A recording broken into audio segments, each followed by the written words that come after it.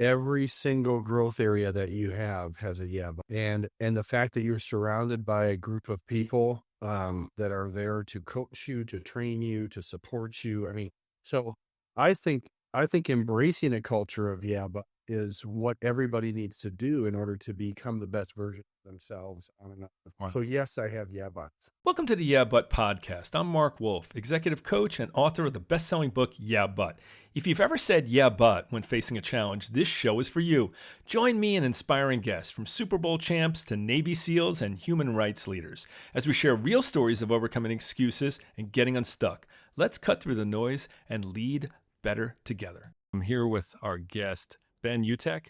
Ben, tell us a few things about yourself. Tell us 2 things about you personally, 2 things professionally, and why it matters to our audience. Oh man. Well, first of all, Mark, thank you so much for having me. It's been awesome to get to know you and love your platform. I think the yeah but concept is so important for every person to experience, right? Because we all have them.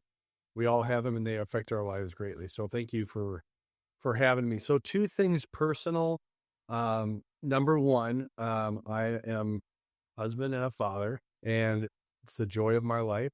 And the good Lord, in all of his wisdom, thought it was necessary that I have 4 daughters. My wife calls our house the Estrogen Ocean. I'm just this boy, just this boy buoy that's trying to keep his head above water. So that and also a PK, man. I'm a son of a pastor's kid. My dad was a Methodist minister for 50 years, and I tell you that because it's the foundation of my joy in communication. It's where I found my passion to speak. You know, I was raised by a man who every week created and delivered a message to positively transform people. And I knew that I was called to do the same thing. And I get to do it now corporately through the power of chosen culture and how do you build winning culture in companies.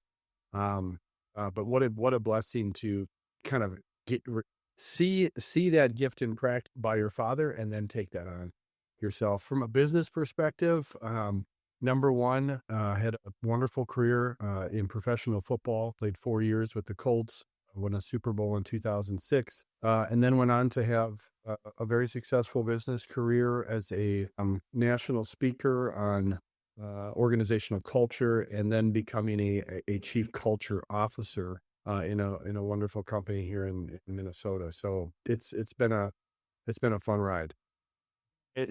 I think the reason this matters so much is that you've accomplished a lot of things through a lot of adversity. And even though you've accomplished, being on a Super Bowl winning team and surviving being a girl dad, which are accomplishments in themselves, it's interesting. You still have yeah buts, which people that look up people and say, well, you've done all this.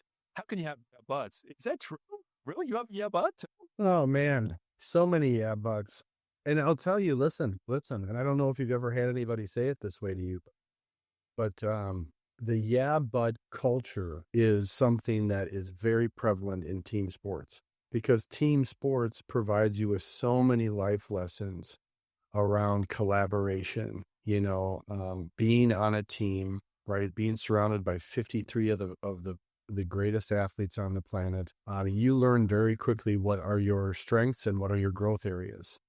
And every single growth area that you have has a yeah. And the fact that you're surrounded by a group of people that are there to coach you, to train you, to support you. I mean, so I think embracing a culture of yeah, but is what everybody needs to do in order to become the best version of themselves on and off. Wow. So yes, I have yeah buts.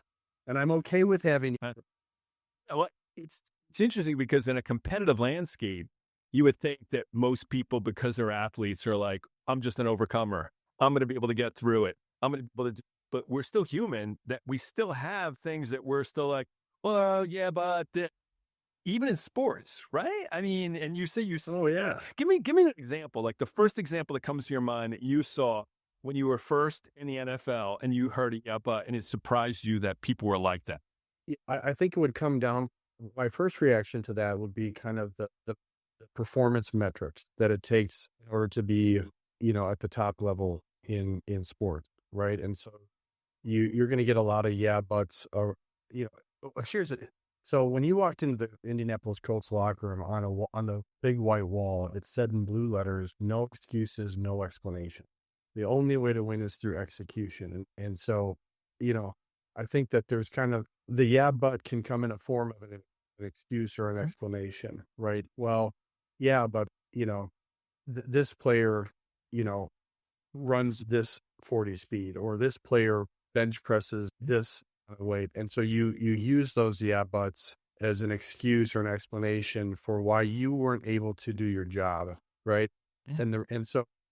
And that doesn't cut it. Like they don't deal with those types of yeah buts, right? And so I would say that was probably the thing that, especially my first year, when you go from Division I football to professional football, and you realize, okay, now I'm playing against the top 1% of all Division I players. So the power, the speed, the strength, the on the field intellect, everything is just times 100, right? And so it's easy for those yeah buts to kind of slip in to make you feel better about actually not performing at the level that you need to. Do you know what I mean? Yeah. No, this is great. It's great to hear the honesty because you've got people from a lot of different cultures and a lot of different teams and a lot of different upbringings that football brings together in a way where there's a lot of baggage people carry just to get to where they are. Not that that's exclusive to NFL, but because it's so visible, everybody gets to see what's going on. And then behind the scenes, you're in the locker room and you're getting to hear people's backstories and other things that you probably didn't even know until you were there, right? Yeah. Oh, 100%. And that's why, and honestly, my whole passion for organizational culture was planted in my heart by Tony Dungy, who was the first to win a Super Bowl built on servant leadership, right? The belief was, if you build better men, you get better football. And and so you have a guy like Tony Dungy, who's a Hall of Fame coach, who knows how to, I call it bold grace. They know how to behave in a manner that reflects kindness and clemency, and yet at the same time demand excellence. And you've got a guy like Tony who's able to, and you're right. Like there's a percentage of players in the NFL, for example, that come out of very difficult life situations, that many of whom, they don't have fathers. And you have a guy like Tony Dungy who's able to come in and say, yeah, but you're surrounded by people that love you. Mm-hmm. Yeah, but every single coach in the organization views you as one of their own children, one of their own, right? You have value, significance, and purpose, right? And we're going to help you fill that gap, because if we can help you grow as a man, we believe that it's going to transfer over onto the field, right? So, Mm-hmm. the spectrum of yeah, but can really lean into the transformational. I wasn't going to go here. I wasn't going to go here, but now we're here. It's like, you know, Tony literally played a role that, I mean, it's God ordained. I mean, he transformed people into men that they just wanted to play football. And part of your story is that. And when I first heard it, I was still floored. I mean, every time I hear it, I'm still like, wow, what a providential story that came to be. But you're just one of the many stories, because he's obedient and he listens. So let's start there. I wanted to ask you about your buts, but I mean, I'm so compelled, Ben. I'm like, I want to start here. So tell me about this backstory about how you were selected to do something, even though you're injured and everything else that went up. Oh, thanks for starting there, because I think it sets the tone. And it really was the heartbeat of my new book, The Champions Creed, which Tony Dungy writes the preface on this. So he tells the story through his perspective, which is so cool. But, I was one of the top tight ends in the country my senior year, projected to be a first round draft pick. And towards the end of our season, we played our biggest rival, the Wisconsin Badgers, ran a pass route.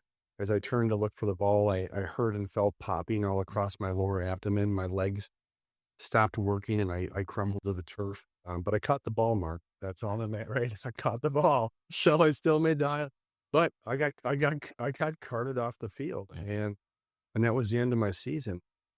I got red flagged by all of the NFL physicians as too much of a health risk to draft. And so I went from being a potential first rounder, Mackey Award winner, which was the nation's top tight end award, to not getting drafted at all.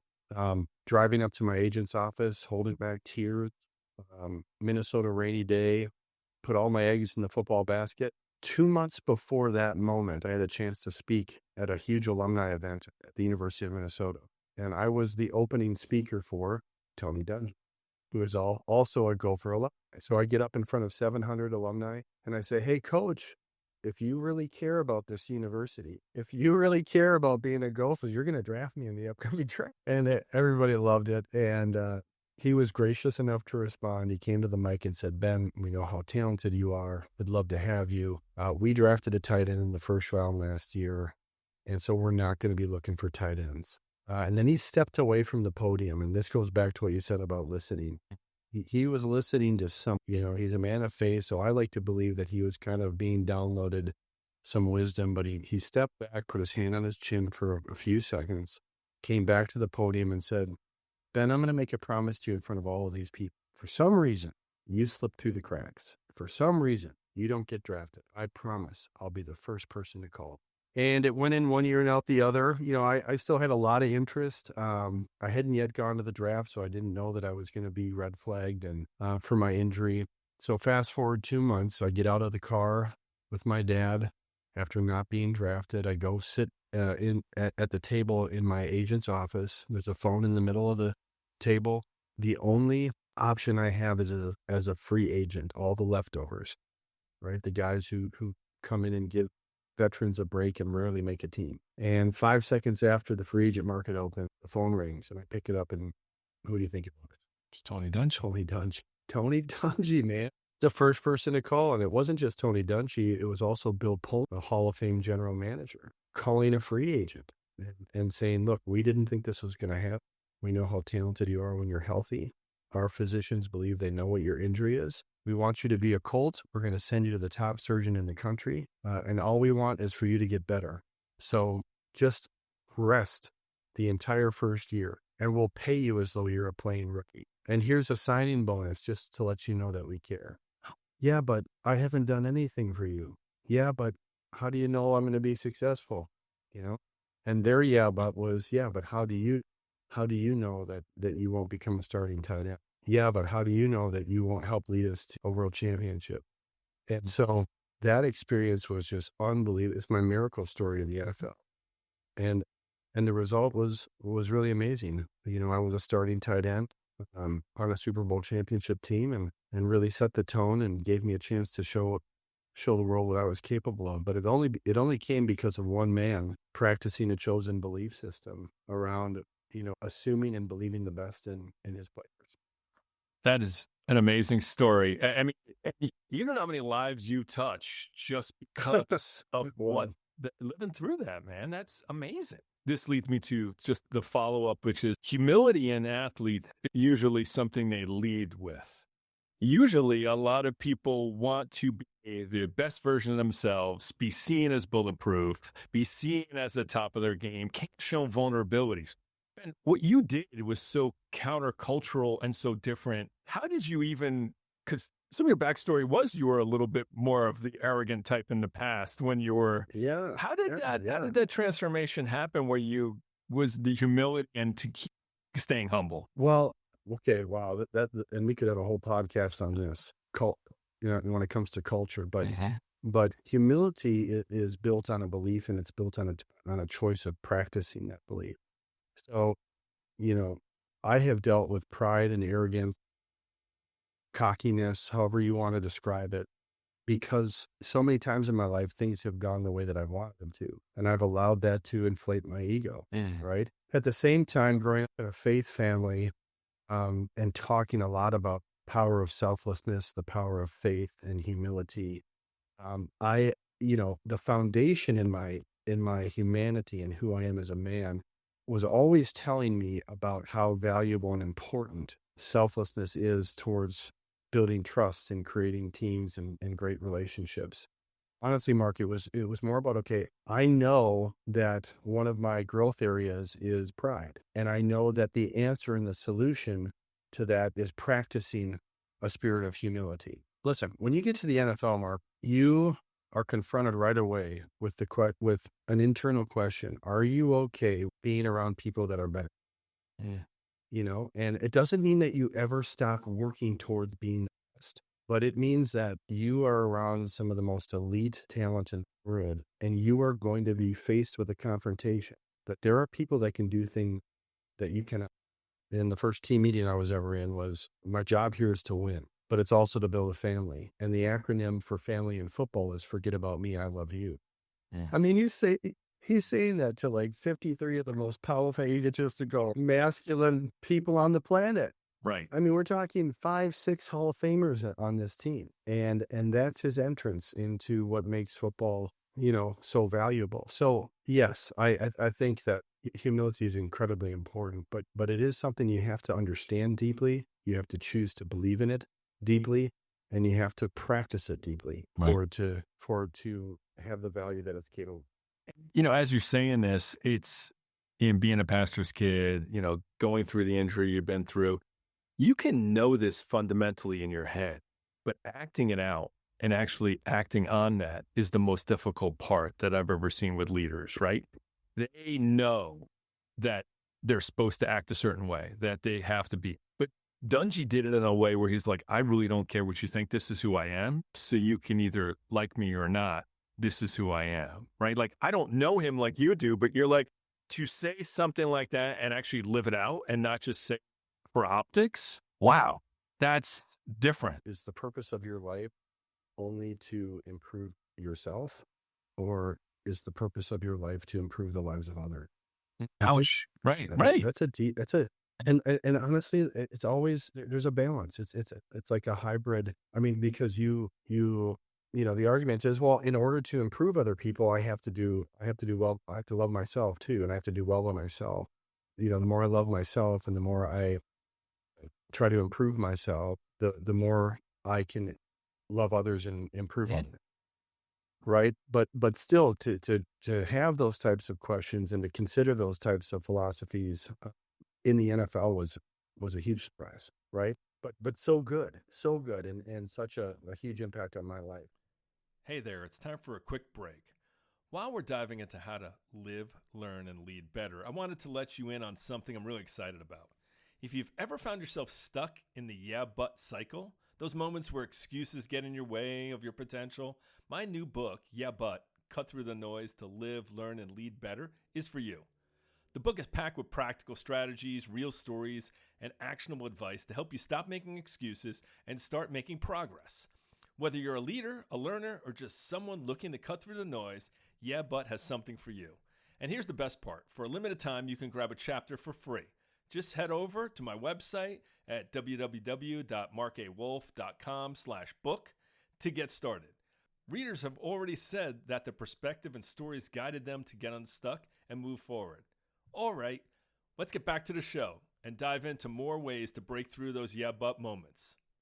Even when you're in the NFL, you have a short lifespan of doing this. So there's more life after the NFL than there ever is in the NFL. And we all know that.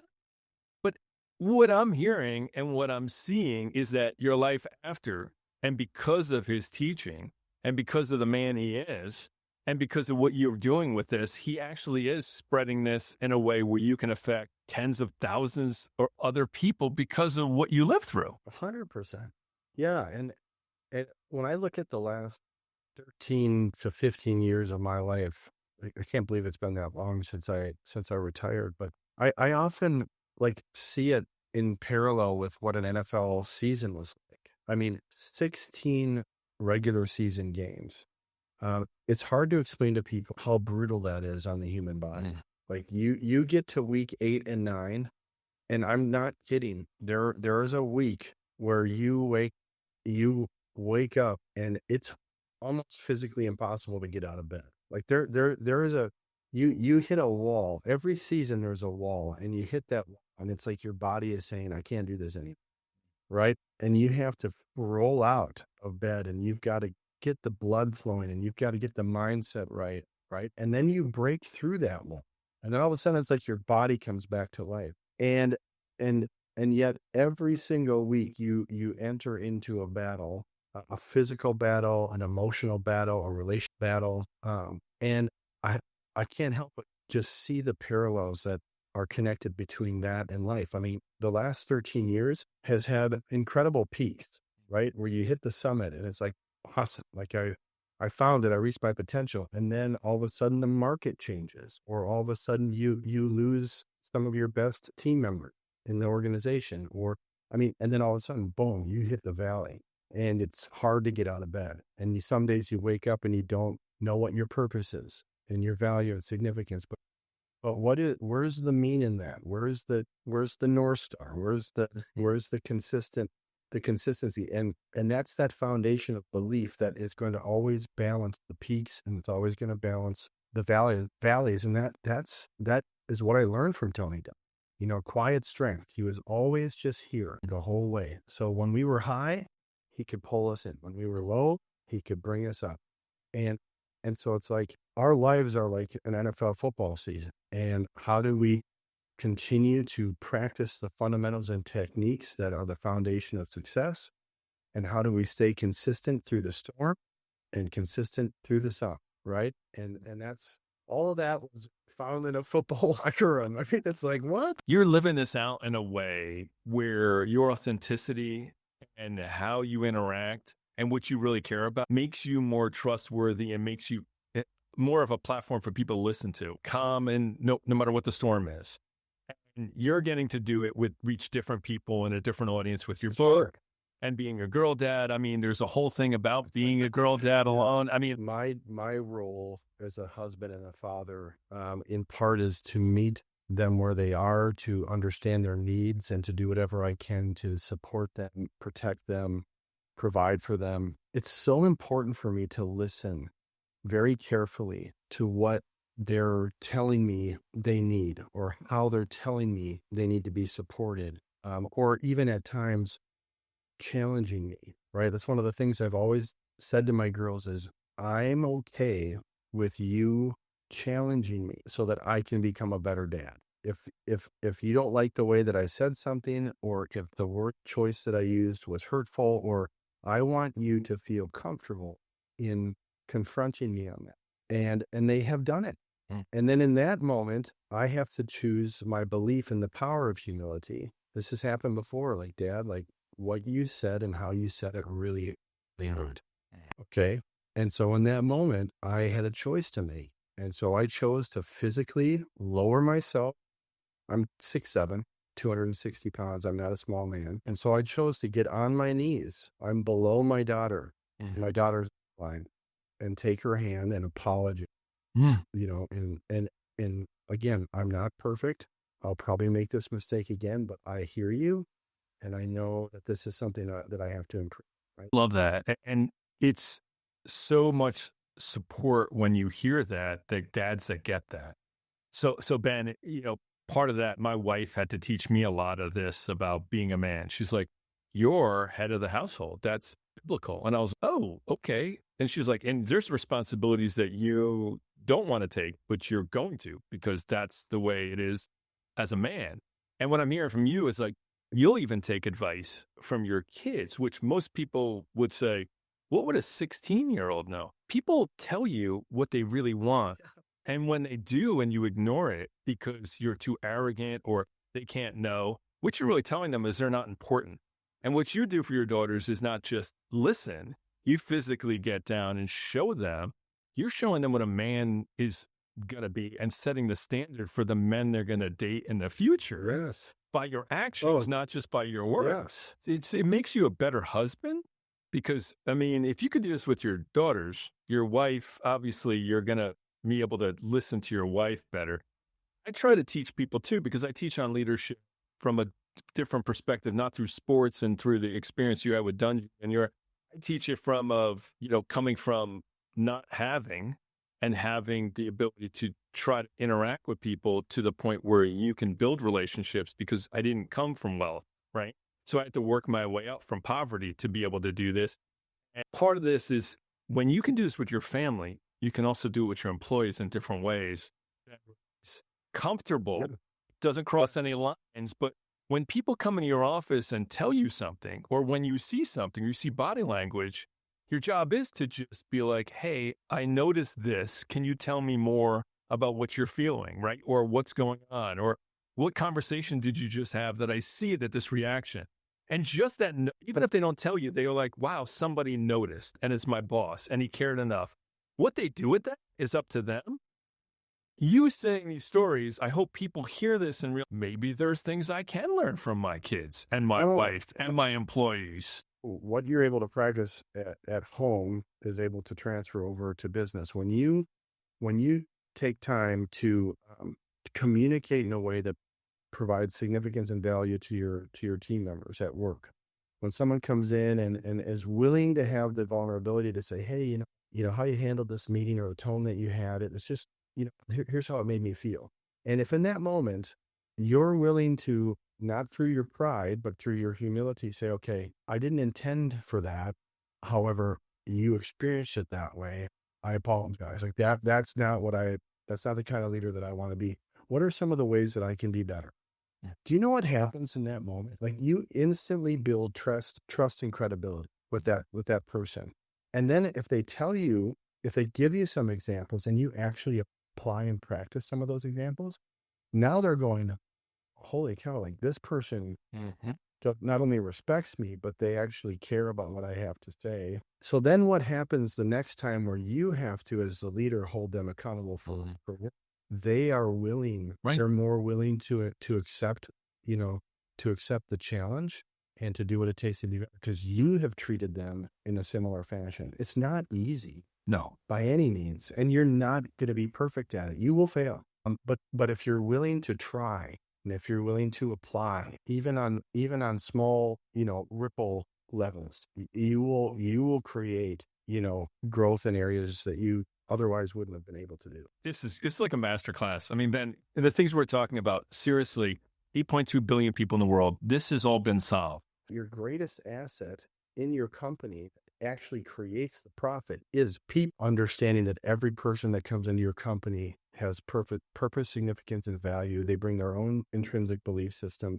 And how do you create a culture that develops them towards the beliefs and values that the company espouses to represent their culture, right? But if you don't put any time into that, then you're literally just driving a culture of transaction. People are going to leave. They're just going to be pissed off. They're not going to have it. You treat employees horribly. And I'm interested when people say we treat the customer as the best. I was like, no, you treat your employees the best, and then they will treat the customer the best. Yeah, but I don't have time is what people say all the time. And I know that's one of your yeah buts. You actually say, yeah, but I don't have time. But Ben, you know all this stuff. How do you go and work through, yeah, but I don't have time though? So my favorite acronym for system is save yourself time, energy, and money. So one of the ways that I work with my own struggle with time and my own yeah, but with time is to always look at things through the lens of a system. And that's so critical when it comes to culture, because a lot of times culture gets put into this skills. Oh, that's the emotional stuff. Oh, that's the relational stuff, and I say, no. That is the objective, most metallic stuff that you have. So instead of complaining about it, why not look at it objectively like you do any other operational stuff, right? And the upfront time, yes, is going to be where you're going to need to sacrifice, right? You're going to have to make room for the time it will take to build the system. Once you build the system, now it saves you time because it's an objective process that you can replicate throughout the entire organization and continue to scale it, right? And so you're looking at, we build system that demand more time, energy, and money up front. But once they're built, they save us time, energy, and money, across the timeline of.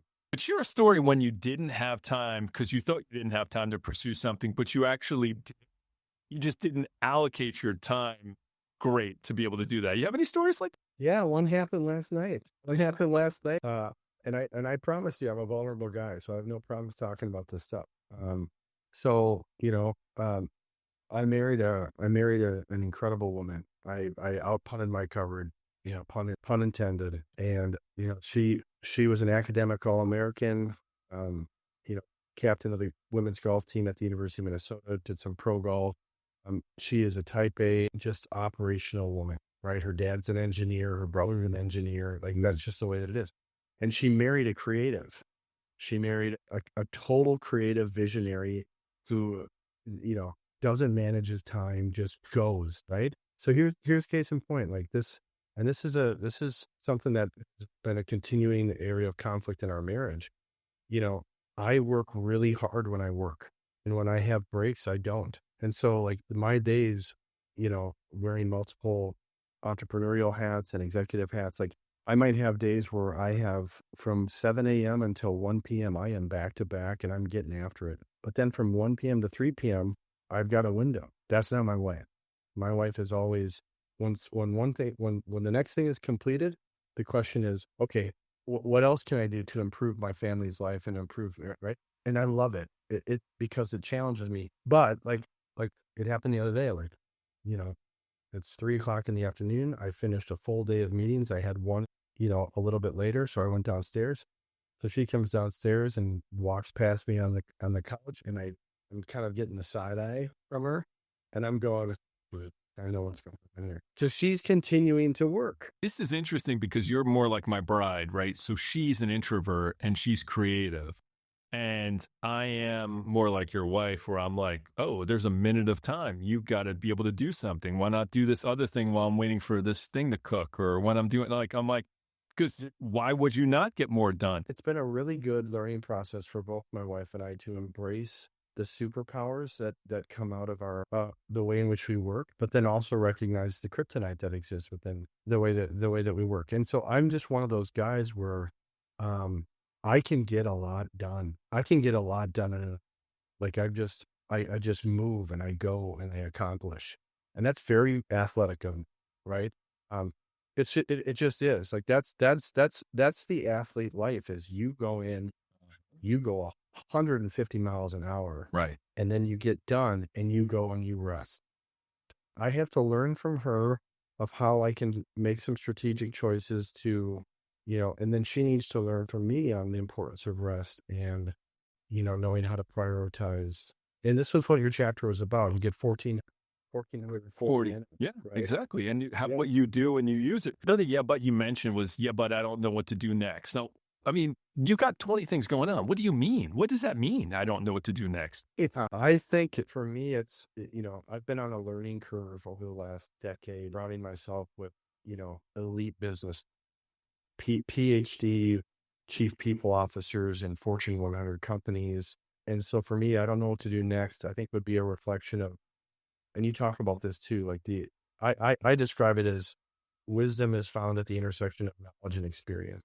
Talked a lot about this in the too, feeling that way can be a result of not having the knowledge, needed to apply. And, I had a Bachelor of Liberal Arts degree. And so for me, a lot of the answer is found in just needing to understand business strategy, right? So that I can grow into the kind of leader that can understand what the next strategy should be. And you talk about this in the book too. Like that's why mentorship is so important, right? So and I know that because that's what sports provides. I knew that one of the ways to answer that or to help me in that area was to surround myself with mentor and to learn and then replicate. You see, here's the thing, Ben, is that if you understand people, like I only have a bachelor's degree in marketing, and I've literally coached leaders at Fortune 100 companies, right? And I'm like, why are they asking me a question when they have all these resources and all these people and all these? Because it's about perspective and it's about being an outsider of their organization. It's about caring about them in a way that they're, wow, I don't know you, but I got to know you quickly and I trust you. See, Ben, that's what compensates for all these people with the education that are here. If they're not trustworthy, having the PhD isn't going to make you more trustworthy. You might be more knowledgeable. Right. So I think it's building on, it's like your integrity and the ability for you to listen to people and be able to do this in a way where you interact with somebody where they're like, it's not about knowledge, it's about knowing people first. So right. It's interesting. And that's what I talk about. It's like, you do surround yourself with mentors and you can find the knowledge and you can interact with other people. And actually the next thing, if you don't make a plan, there will be no next thing, but you got to at least know to take a next step and fail forward or at least adjust accordingly. So yeah, that's good. So what helps you break through uncertainty though? So tell me about like the self-talk that sometimes comes in people's heads versus like the mindset of, hey, I know I need help and here's how I'm going to get it. And for other people who aren't so vulnerable like you are, think about some of the stories about people you had to work with that, needed help. I mean, again, it's kind of like train the trainer, right? It's the discipleship model where, you have to take what, you have to take what has been an improvement process or a development process for yourself and then be able to apply it to others. In sports, that was something that, was always a part of our culture was the veteran players, were going to take what they learned and they were going to give them to the younger players because it's ultimately what helped build the strongest team. Intentionality is a big word that we need to prioritize better. And so all of you listening, when it comes to your yeah buts, it really comes down to the intentional choice you're going to make in order to apply new practices designed to take the uncertainty out of those yeah buts and create certainty and clarity, right? So be intentional about that. Don't overthink it. Don't overthink it. A lot of times people just they take, topics like this and they just go, oh my gosh, how am I ever gonna, I mean, there's so much that I no, remember, culture is not a boulder game. Culture is a pebble game. Culture is about taking little pebbles and continuously throwing them into the pond and ripple effect after ripple effect after ripple effect, right? So when you think about having to, prioritize your time better, it doesn't mean all of a sudden go from waking up at 7 a.m. to 4 a.m. and having to, no, just, it means 7 a.m. to 6:30. And what can you start out doing with that extra half an hour? And as that becomes comfortable and as you see the value in that, maybe it's 6:30 turns to 6. And then you can you know what I'm saying? Like, Incrementalize. Yeah, just take it over time and then be able to do it at a pace that's sustainable. See, what I always tell people is like, even if you're working out, whatever you're going to do, make it realistic and sustainable.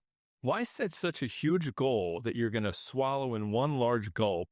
Do it where at least you have a fallback that you can at least try to move toward that. Because not everybody's built like an athlete that it's do or die. Some people just need to start, just be able to start, and thinking about it is a start.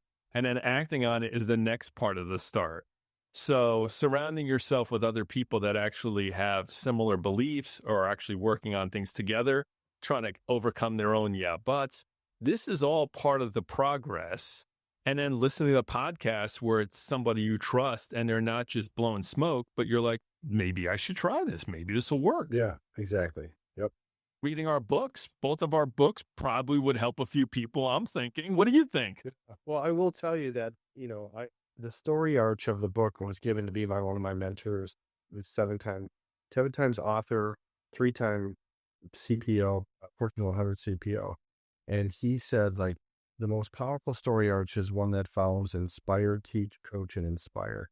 So every chapter in this book, I did not want this to be a self-help book for life and business. I wanted it to be a practical and tactical tool that could be used to improve. And so it's every chapter is going to have inspiration, which is what story is. Going to have powerful stories that come out of football, life, business. But then it's also going to teach, it's going to coach, and it's going to provide objective application. Simple that you can apply in order to develop winning championship culture, right? So, and my dad wrote the afterword, which is super. Like I turned into like a bawling little boy when I got the afterword because I write a very powerful first chapter, and about a story with my dad and I at the Super Bowl. And then the afterword is the same story through his eyes. So it's really cool. Seriously, this is one of my favorite podcasts. Ben, you've been a fantastic guest, and I truly mean that. Your authenticity, your willingness to share things that other people would think are even off limits. And it's about you and how you really live. I hope people listen to this and literally see themselves in it, but also see how being vulnerable and being real is really the only way to get ahead. Yeah. So thank you so much for being part of this. Thanks, Mark. Thanks for having me. Thank you for listening to the Yeah But podcast. If today's episode provided valuable perspective on how to overcome the excuses that can hold you back, let us know in the comments. Remember, it's not about the yeah buts. It's about finding ways to live, learn, and lead better every day. If you enjoyed this episode, be sure to subscribe, leave a review, and share it with someone who could use a little kick to get past their yeah buts. And don't forget to follow us on Spotify or Apple Podcasts. And for even more tips, connect with me at markawolfe.com/podcast or on LinkedIn. Until next time, keep challenging those excuses and keep moving forward.